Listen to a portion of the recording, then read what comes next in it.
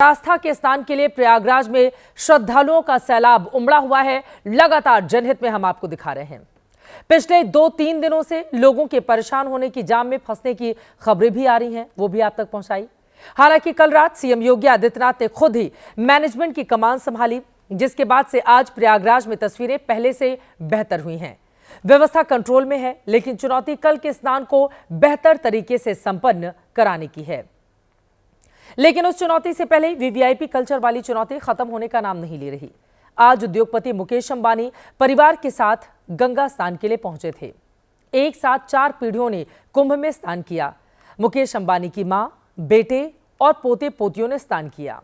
मुकेश अंबानी के ससुराल पक्ष के लोग भी उनके साथ मौजूद रहे। साधु संतों की मौजूदगी में अंबानी परिवार ने गंगा में डुबकी लगाई। कल महाकुंभ में माघ पूर्णिमा का स्नान है। उस स्नान के लिए प्रयागराज में जन सैलाब उमड़ा हुआ है।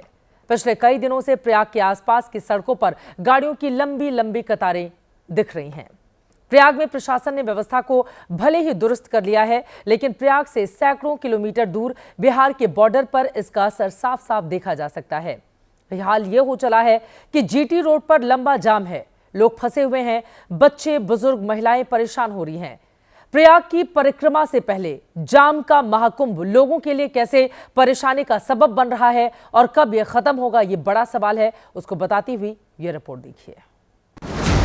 तस्वीर नंबर 1, बिहार का रोहतास। तस्वीर नंबर 2, बिहार का कैमूर। तस्वीर नंबर 3, बिहार का मधुबनी। ये तीनों तस्वीरें बिहार की हैं। कॉमन बात यह है कि तीनों का रिश्ता महाकुंभ से है। एक एक करके इन तस्वीरों की पूरी कहानी आपको बताते हैं। बिहार के रोहतास जिले का वीडियो है। ड्रोन कैमरे से तस्वीरें ली गईं। जहां तक कैमरा जाता है, जाम ही जाम नजर आ रहा है। अलग अलग लेन्स में गाड़ियां खड़ी हैं। इंतजार रोड के खुलने का हो रहा है। इस रोड पर कोई 5 घंटे से फंसा है तो कोई 10 घंटे से। एबीपी न्यूज की रिपोर्टर निधिश्री यहाँ पहुंची तो मालूम चला कि जाम 20 किलोमीटर से ज्यादा लंबा है। महाकुंभ से आने वाले इस जाम में फंसे हुए हैं। ये सभी लोग, इनमें जो तीर्थ यात्री हैं, जो श्रद्धालु हैं, जिन्होंने महाकुंभ में स्नान किया और फिर उसके बाद काशी विश्वनाथ दर्शन के लिए गए और अब ये जीटी रोड के रास्ते अपने अपने राज्य जो जहाँ से हैं वो वहाँ लौट रहे हैं। उनको 12-12 घंटे का इस ट्रैफिक जाम का, महाजाम का सामना करना पड़ रहा है। इसी रास्ते से होकर गाड़ियां झारखंड, बंगाल और उड़ीसा की तरफ भी जाती हैं। लेकिन 12 घंटे से 100 किलोमीटर का सफर पूरा नहीं हो पा रहा। हाल यह है कि सड़क किनारे ही लोग खाना बना रहे हैं। महिलाएं और बुजुर्गों को ज्यादा परेशानी है। रोहतास जिले के पास में ही कैमूर पड़ता है। यहाँ भी नेशनल हाईवे 19 पर 2 दिन से 15 किलोमीटर लंबा जाम लगा है। गाड़ियां फंसी हुई हैं। हुआ ये कि जाम से निकलने के चक्कर में लोग गाड़ी लेकर रॉन्ग साइड पर घुस गए। नतीजा ये हुआ कि आने और जाने दोनों तरफ के रास्ते बंद हो गए। शनिवार की रात से ही इस रास्ते पर जाम लगा है। रात में 11 बजे से जाम में हम लोग फंसे हुए हैं। मात्र 11 बजे से लेकर अभी तक 8 किलोमीटर गाड़ी यहाँ तक पहुँचा है। तो प्रशासन की तरफ से कुछ व्यवस्था नहीं मिल पाई? नहीं मिल पाया। रोहतास और कैमूर के बीच जीटी रोड पर 3-4 जगह इस तरह का महाजाम लगा है। इसकी वजह से लोगों के सामने खाने पीने का संकट हो गया है। इन 2 तस्वीरों के बाद अब एक तस्वीर देखिए जो बिहार के मधुबनी से आई। सोशल मीडिया पर ये वायरल है। स्वतंत्रता सेनानी एक्सप्रेस की एसी बोगी में रिजर्वेशन वाले लोग बैठ गए। कुंभ नहाने वालों ने अंदर घुसने के लिए ट्रेन का शीशा तोड़ दिया। जो लोग ट्रेन में बैठे हैं वो दहशत के मारे परेशान हो उठे।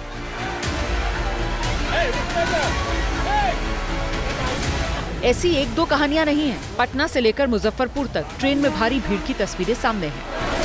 लोग जान जोखिम में डालकर सफर कर रहे हैं। एसी बोगी का हाल जनरल वाला हो चुका है। बिहार के नवादा की इन तस्वीरों को देखिए। ट्रेन के इंतजार में लोग लाइन लगाकर प्लेटफॉर्म पर खड़े हैं। जब ट्रेन में चढ़ने की बारी आई तो मानो युद्ध के हालात बन गए। वक्त दिन का हो या रात का, ट्रेन में चढ़ने के लिए इसी तरह की मारामारी है। लोग किसी तरह महाकुंभ में पहुंचना चाहते हैं। बिहार से यूपी की तरफ बढ़ेंगे तो ये दीनदयाल उपाध्याय जंक्शन का वीडियो है। ट्रेन में पैर रखने की जगह नहीं। एक तो पूर्णिमा स्नान के लिए श्रद्धालुओं की भारी भीड़ है और दूसरी तरफ प्रशासन की तैयारी नाकाफी साबित हो रही है। यही वजह कि सड़क से लेकर ट्रेन तक का सिस्टम इस वक्त श्रद्धा और भक्ति की भीड़ का बोझ नहीं सह पा रहा। कृपया ध्यान दीजिए। यात्रीगण कृपया ध्यान दें। सावधानी से यात्रा करें। जाम के हिसाब से ही इंतजाम करके निकलने की कोशिश करें।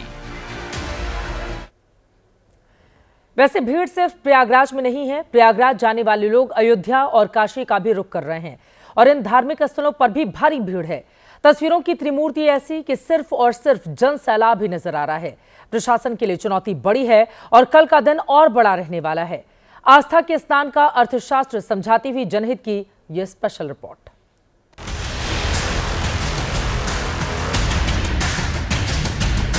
पहली तस्वीर प्रयागराज के महाकुंभ की है, दूसरी तस्वीर वाराणसी की और तीसरी तस्वीर अयोध्या धाम की। इन तीनों तस्वीरों में श्रद्धा का समंदर उमड़ा हुआ है, भक्तों का सैलाब है। महाकुंभ स्नान करने के लिए घर से निकले लोग एक पंथ दो काज कर रहे हैं। प्रयागराज में कुंभ स्नान के साथ ही अयोध्या में प्रभु श्री राम और काशी में बाबा विश्वनाथ के दर्शन के लिए पहुंच रहे हैं। नतीजा आपकी टीवी स्क्रीन पर है।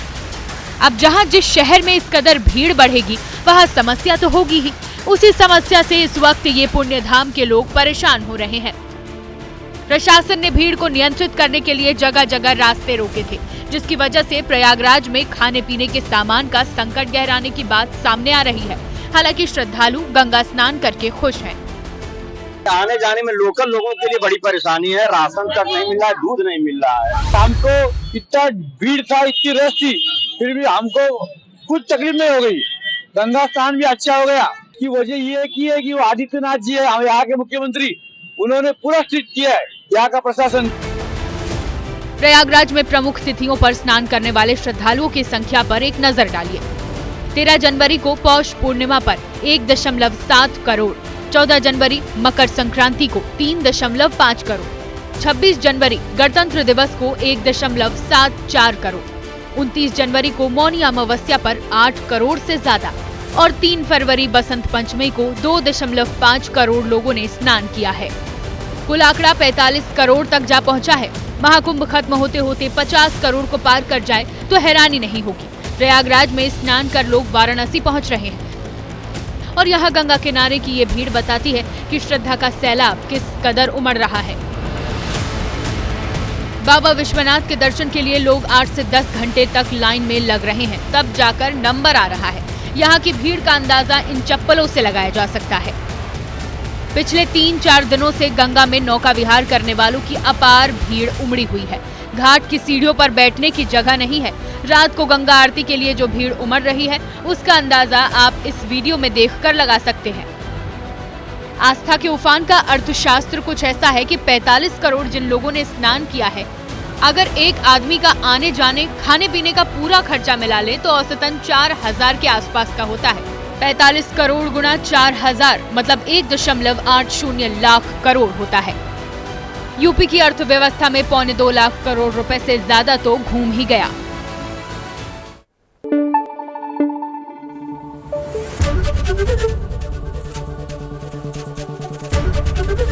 एबीपी न्यूज आपको रखे आगे।